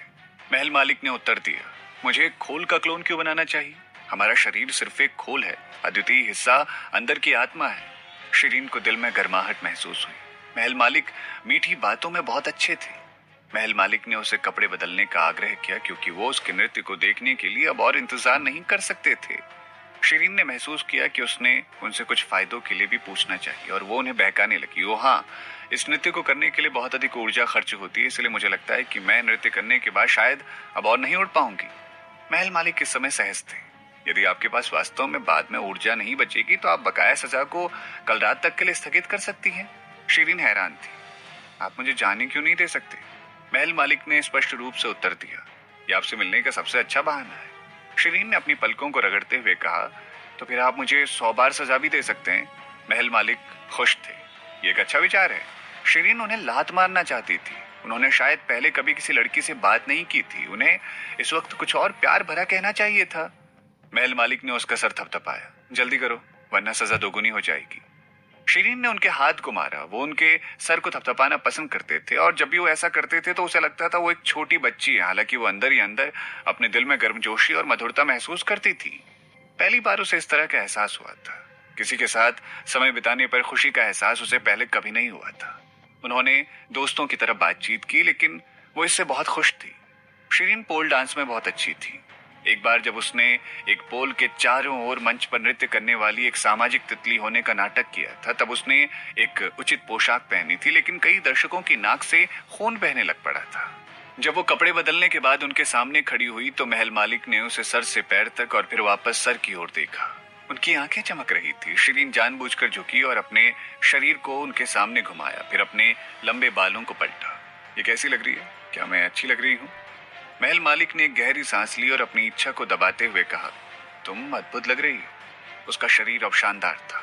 उसके शरीर को विद्यालय की वर्दी में देखना बेहद मुश्किल था लेकिन अब जब उसने हल्के नीले रंग का टॉप और एक छोटी तंग लाल रंग की स्कर्ट पहन रखी थी, जब वो घूमती थी तो उसके लंबे पैर इतने आकर्षक लगते थे कि महल मालिक मुश्किल में थे। उसके चिकने कंधे और कंधों की हड्डियां, उसकी पतली और लंबी भुजाएं, उसका दृढ़ पेट और उसके लंबे पैर सभी उजागर हो गए थे। उसके कोमल वक्र भी थे। ऊंचे जूतों की जोड़ी ने उसके पैरों को और भी लंबा बना दिया था। शिरीन अब एक आकर्षक महिला लग रही थी जो स्वर्ग से गिरकर यहाँ आई हो और उसकी हर हरकत उन्हें मार सकती थी। महल मालिक को विश्वास नहीं हो रहा था कि उस वेशभूषा का इतना चौंकाने वाला प्रभाव होगा। महल मालिक के रोंगटे खड़े हो गए लेकिन वो अपनी इच्छाओं को दबा रहे थे ताकि वो आगे ना बढ़े। एक जंगली हंस अचानक उनके सर के ऊपर से उड़ गया और महल मालिक ने बिना किसी हिचकिचाहट के अपनी आस्तीन लहराई। जंगली हंस सीधा जमीन पर गिर पड़ा। शिरीन चौंक गई। आप अभी भी भूखे हो? महल मालिक ने जंगली हंस को झाड़ियों में फेंक दिया और कहा, हाँ मैं भूख से मर रहा हूँ, नाचो। महल मालिक वास्तव में एक प्रतिभाशाली संगीतकार थे। वो अंग्रेजी गीत के सभी स्वर और सुरों को याद कर सकते थे जिसे शिरीन ने पहले गाया था, भले उन्होंने इसे केवल एक बार सुना हो। जैसे जैसे संगीत तेज होता जा रहा था, शिरीन ने पोल के ऊपर घूमना शुरू कर दिया। नृत्य मूल रूप से एक आकर्षक नृत्य था जो उसकी युद्ध कला तकनीक के कौशल के साथ जुड़ा हुआ था। शिरीन एक ही समय में राजसी और मोहक लग रही थी। उसने अपने शरीर को पोल के चारों ओर लपेटा और अचानक एक खंबे पर लहराते झंडे की तरह क्षैतिज रूप से खड़ी हो गई। अचानक वो पोल पर चढ़ गई और घूमती रही। उसकी लंबी पोशाक खिले हुए फूल की तरह लहरा रही थी। वो तेजी से खंबे से नीचे खिसकी और लगभग उतरने से ठीक पहले अपने पैरों को मोड़ लिया और उसके पूरे शरीर ने एक बहुत ही मोहक आकृति बनाई। महल मालिक आज तक कभी भी विचलित नहीं हुए थे जब भी उन्होंने चरमपंथ की भूमिका निभाई थी। जब वो राक्षस या शैतानों से लड़ते थे तो भी वो ऐसे विचलित नहीं होते थे। हालांकि जब वो शिरीन के लिए संगीत बजा रहे थे तो कई बार सुरों को चूक गए। वो एक पूर्णतावादी व्यक्ति थे। एक अच्छा नृत्य अद्भुत संगीत के साथ होना चाहिए, अन्यथा वो खुद को कभी माफ नहीं कर सकेंगे। इस प्रकार वो फिर से अपना ध्यान केंद्रित करने में कामयाब रहे। एक हाथ सितार बजा रहा था, दूसरा ढोल बजा रहा था। वास्तव में उन्होंने एक शानदार पॉप गीत बनाया था। नृत्य समाप्त होने पर संगीत आखिरकार बंद हो गया। शिरीन ने फिर से पोल के चारों ओर घूमते हुए हंसते हुए कहा, आज के लिए बस इतना ही, अब मैं यहाँ से चलती हूँ। उसने अलविदा कहे बिना टेलीपोर्ट कर लिया। वो अपने आंगन में वापस टेलीपोर्ट करने की योजना बना रही थी क्योंकि आकाश में पहले ही काफी अंधेरा हो चुका था और महल मालिक की निगाहें पल दर पल तेज होती जा रही थी। इसलिए उसने उनसे दूर भागना ही सबसे चतुर समाधान समझा। दुर्भाग्य से वास्तविकता हमेशा उसकी भव्य योजना से अलग रही थी। बैंग! वो एक पारदर्शी झिल्ली से दुर्घटनाग्रस्त हो गई। पारदर्शी झिल्ली रंगहीन, मुलायम और लोचदार थी क्योंकि शिरीन एक खतरनाक गति से यात्रा कर रही थी। तभी वो झिल्ली की लोच के कारण सीधे वापस वहीं लौट आई जहां से वो निकली थी। वो किसी की बाहों में गिर गई। ये एक परिचित सुगंध के साथ गर्म भुजा थी जिसने उसके दिल को तेजी से धड़कने पर मजबूर कर दिया। महल मालिक उसके कान के पास फुसफुसाए, तुम क्यों भाग रही हो? क्या तुम मुझसे डरती हो? उनकी आवाज चुंबकीय और गहरी थी। शिरीन उनकी बाहों में जमी हुई पड़ी थी और उसने उन्हें देखते हुए निराशा महसूस की। अपनी जादूगरी की बाधा कब बनाई थी? वो जानते होंगे कि नृत्य समाप्त करने के तुरंत बाद वो भाग जाएगी। आश्चर्यजनक रूप से उसके टेलीपोर्टेशन को पहले प्रतिबंधित नहीं किया गया था, तो वो कैसे वापस वहां पहुंच गई? महल मालिक ने उत्तर दिया और अपनी उंगली से उसके गुलाबी मुंह को धीरे से थपथपाया। अब जब पोशाक पहन रही थी, उन दोनों के अलावा जंगल में कोई नहीं था। हालांकि आसपास कोई नहीं था, फिर भी अगर कोई वहां झांकने के लिए आए तो उन्होंने उसे किसी भी सुरक्षा उद्देश्यों के लिए एक जादूगर बाधा स्थापित कर दी थी। महल मालिक की बाहें गर्म थी और वो सीधे उसकी आंखों में देख रहे थे और हाँफते हुए बोले, शिरीन, कितने लोगों ने तुम्हें पहले इस तरह से नृत्य करते हुए देखा है? वो उसके साथ बैठ गए और उसे अपनी बाहों में ले लिया। कितने लोग? वो कैसे गिन सकती थी? उसने पहले 3 बार नृत्य किया है और वो हमेशा एक भरे हुए मंच पर ही ये करती थी, इसलिए उसे पता नहीं कि कितने लोग थे। शिरीन ने कोई जवाब नहीं दिया। तुम चुप क्यों हो? तुम्हें पता नहीं कैसे जवाब देना है? अंतिम शब्द की तीव्रता बाकी की तुलना में अधिक थी। शिरीन चिंतित थी। उसने जवाब दिया, आप इतनी जल्दी क्यों कर रहे हो? मैं अभी भी गिन रही हूँ। महल मालिक चौंक गए और उसकी ओर देखा। तुम्हें गिनने के लिए इतना समय चाहिए? वास्तव में उसे पहली बार में जवाब देने पर पछतावा हुआ। जब भी वो उनकी बाहों में होती थी तो वो सोच नहीं पाती थी और अपनी कही गई बातों पर हमेशा पछताती थी। वो अजीब तरह से मुस्कुराई।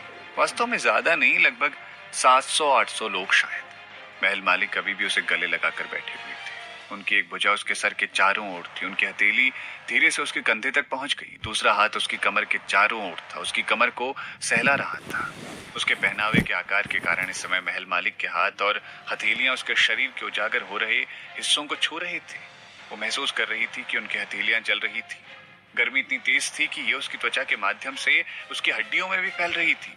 अतिरिक्त गर्मी ने उसके रक्त का संचार और भी तेज कर दिया क्योंकि वो प्लवित महसूस कर रही थी। इसीलिए अनैच्छिक रूप से उसकी सांसें तेज हो गई। शिरीन ने संघर्ष किया, मुझे जाने दो, मुझे पहले कपड़े बदल लेने चाहिए। उसने महसूस किया कि इस पोशाक के साथ उनकी बाहों में रहना खतरनाक था। महल मालिक ने उसे जाने देने से मना कर दिया। उन्होंने उसे अपनी बाहों में बंद कर दिया। शिरीन, कपड़े बाद में बदल लेना। इससे पहले कि वो बात खत्म करते, उनके होठों ने पहले ही उसके गले को चूमना शुरू कर दिया। ये केवल एक गर्म ही नहीं बल्कि एक जोश के साथ भरा हुआ चुंबन भी था। ये स्पष्ट था कि महल मालिक काफी समय से अपनी भावनाओं और इच्छाओं को दबा रहे थे। वो उसके शरीर में जाना चाहते थे ताकि वो दोनों एक हो सके, क्योंकि वो उसका हिस्सा बनना चाहते थे। शिरीन बड़ी मुश्किल से उनके निरंतर चुंबन के बीच सांस ले पा रही थी और वो थोड़ा भ्रमित महसूस कर रही थी। जब उनके हाथ उसकी पूरी पीठ पर घूमने लगे तो उसे प्यास और गर्मी महसूस हुई। लगभग ज्वालामुखी विस्फोट के बाद वाली गर्मी जैसा महसूस हुआ। फिर भी वो उन्हें कसकर गले लगाना चाहती थी। अचानक शिरीन चिंतित हो गई। उसने महसूस किया कि वो दलदल में चल रही है और अगर वो लापरवाही से कदम रखेगी तो वो नीचे अंदर तक डूब जाएगी। हालांकि उसे इन चीजों का कोई अनुभव नहीं था, लेकिन वो समझ रही थी कि क्या हो रहा है, क्योंकि इससे पहले उसने कुछ किताबें पढ़ी थी। जब उनकी उंगलियों ने उसकी पीठ के संवेदनशील स्थानों को सहलाया तो तुरंत कांप गई और उसे होश आ गया। क्या वो सब कुछ यही करना चाहते थे। उसने अपनी आंखें खोली और टॉप को महसूस किया और उसने जो गर्म स्कर्ट पहनी हुई थी वो उसके शरीर को ज्यादा नहीं ढक रही थी। रुक जाओ, उसने धीरे से कहा और उन्हें दूर धकेल दिया। महल मालिक इस धक्के के लिए तैयार नहीं थे और इसी कारणवश वो जमीन पर गिर पड़े। वो जल्दी से पीछे की ओर कूद गई और उनसे बच निकली।